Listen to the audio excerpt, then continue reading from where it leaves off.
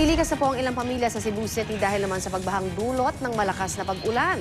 May report si Bexmay Humawas ng GMA Cebu. Bexmay? Umabot lang sa isang oras ang malakas na ulan dito sa Cebu kagabi, pero kabi-kabilang pagbaha na ang naranasan sa ilang bahagi ng lungsod. Sa pag-ikot ng GMA News sa ilang bahagi ng Metro Cebu, kaliwat kanan na pagbaha ang naranasan dahil sa malakas na ulan. Sa Cebu City, ito na ang itsura ng Bonifacio Street, maging sa Junquera Street.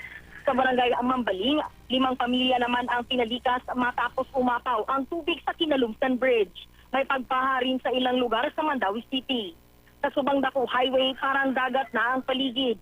May mga manggagawa sa night shift na papasok pa lang sa kanilang trabaho ang na-stranded.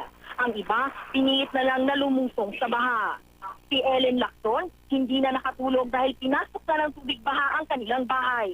Dahil sa malakas na buhos ng ulan, 3 major bridges ang namonitor na umapaw kagabi. Ayon sa Quick Response Team, wala namang natala na nasawi o nasaktan sa pagbaha. Ayon sa CCDRRMC, may mahigit sa 3,000 na pamilya ang kinakailangan ng paalisin sa mga lugar na nasa danger zone para iwas disgrasya sa oras na bumuhos uli ang malakas na ulan. Maraming salamat, Bexmay Humawas ng GMA Cebu.